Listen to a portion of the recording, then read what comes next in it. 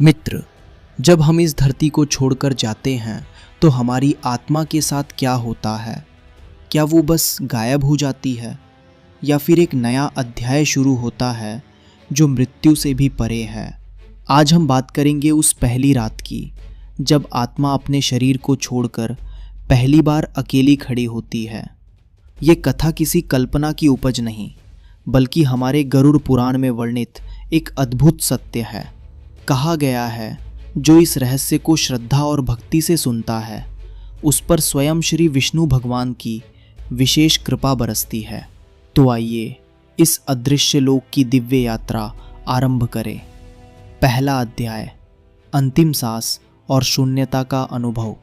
जब किसी मनुष्य की अंतिम सांस निकलती है तब उसका शरीर निस्तेज हो जाता है, पर उसी क्षण एक नई चेतना जन्म लेती है। आत्मा का पुनर्जागरण। शरीर स्थिर पर आत्मा जीवित। वो अचानक स्वयं को ऊपर तैरता महसूस करती है। नीचे देखती है, परिचित चेहरा, वही कमरा, वही लोग, पर अब उनके बीच वो नहीं है। वो पुकारना चाहती है, मैं यही हूँ, मुझे छोड़कर मत जाओ, पर उसके होंठ नहीं हिलते। वो छूना चाहती है, माँ के आंसू पोंछना चाहती है, पर उसके हाथ शून्य में घूमकर लौट आते हैं। और यही से आत्मा की पहली रात शुरू होती है।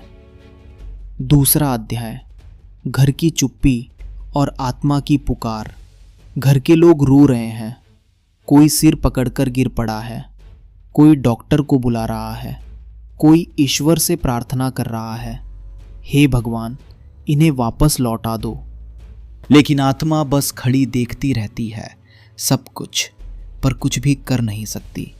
वो अपने बच्चों को देखती है, उनके माथे पर हाथ फेरने की कोशिश करती है, लेकिन स्पर्श नहीं होता। वो अपने जीवन साथी को देखती है जो रोते रोते बेहोश हो रहा है, और सोचती है, काश मुझे कुछ और समय मिल जाता तो मैं अपने हर रिश्ते को बेहतर बना पाता। उस रात आत्मा घर के हर कोने में घूमती है, कभी अपने कमरे में, कभी मंदिर के पास, कभी उस जगह जहां वो बैठकर हंसती थी। अब बस मौन और स्मृतियां हैं। तीसरा अध्याय, कर्मों की चलचित्र। रात के दूसरे प्रहर में आत्मा के सामने खुलता है एक अद्भुत दृश्य। जैसे कोई अदृश्य शक्ति उसे उसके जीवन की हर झलक दिखाने लगती है।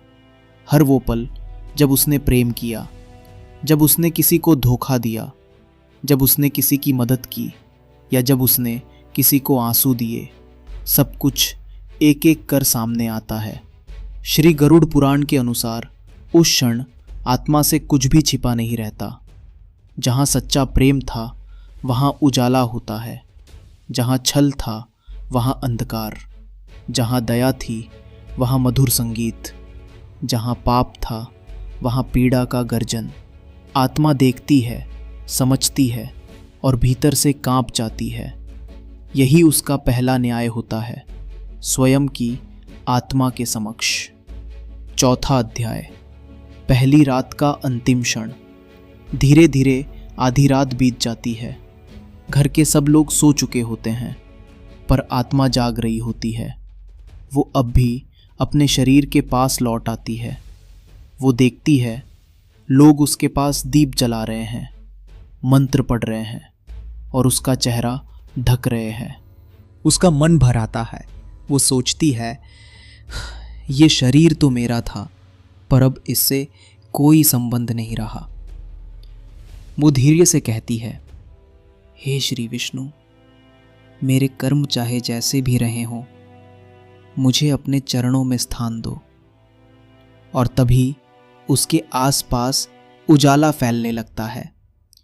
एक दिव्य प्रकाश उतरता है जिसमें सुनाई देती है मधुर वाणी, आत्मा अमर है, मृत्यु अंत नहीं, आरंभ है। पांचवा अध्याय, यमदूतों का आगमन। धीरे धीरे वातावरण बदलता है। ठंडी हवाएं गर्म होने लगती हैं। आसमान में अजीब सी गूंज सुनाई देती है, और तभी प्रकट होते हैं यमदूत। विशाल कद, धधकती आंखें, हाथों में मोटी रस्सियां और अग्नि जैसे हुक। पापी आत्माओं के लिए उनका आगमन भयावह तूफान जैसा होता है। आत्मा कांप उठती है, चिल्लाती है, मुझे मत ले जाओ। पर जिन्होंने जीवन में भक्ति, करुणा और सत्य का पालन किया होता है, उनके लिए वही यमदूत नम्र स्वर में कहते हैं, डरो मत, तुम्हारी यात्रा श्री विष्णु के मार्ग में आरंभ होने वाली है। तभी दूर से सुनाई देती है एक मधुर ध्वनि, शंख की, और कमल सुगंध से भरी हवा बहती है। यमदूत हाथ जोड़कर प्रणाम करते हैं, क्योंकि उस आत्मा का मार्ग अब श्री विष्णु के हाथों में होता है। छठा अध्याय, मार्ग का रहस्य।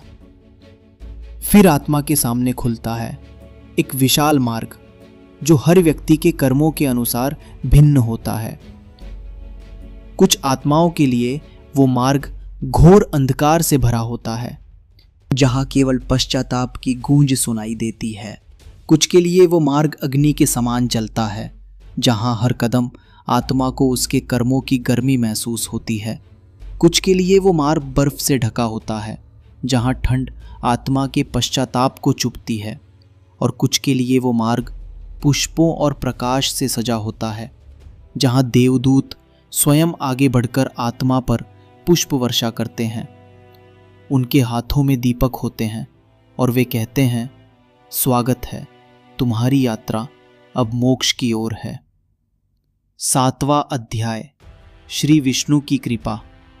गरुड़ पुराण के अनुसार जो आत्मा पहली रात में श्री विष्णु का स्मरण करती है, उसका मार्ग स्वयं भगवान प्रकाशित करते हैं। इसलिए सनातन धर्म में कहा गया है, मृत्यु की पहली रात को दीप जलाना, मंत्र पाठ करना और श्री विष्णु का नाम लेना आत्मा को शांति, शक्ति और गति देता है। याद रखिए, ये शरीर मिट्टी है, पर आत्मा अजर अमर है। मृत्यु एक द्वार है, जहां से नई यात्रा की शुरुआत होती है। आखिरी संदेश, जीवन में जितना हो सके प्रेम करो, क्षमा करो और किसी को दुख मत दो, क्योंकि मृत्यु के बाद जो साथ जाता है वो धन या पद नहीं, बल्कि कर्मों की गूंज होती है। अगर आपने इस दिव्य कथा से कुछ सीखा है तो नीचे कमेंट में लिखिए जय श्री हरि या जय श्री विष्णु। और याद रखिए, जो इस ज्ञान को श्रद्धा से सुनता है, उसका मार्ग स्वर्गिक प्रकाश से आलोकित होता है। ऐसे ही और भी अद्भुत और ज्ञानवर्धक वीडियो देखने के लिए हमारे चैनल से जुड़े रहिए। सब्सक्राइब करना न भूलें, ताकि अगला वीडियो सबसे पहले आप तक पहुंचे। जय श्री कृष्णा।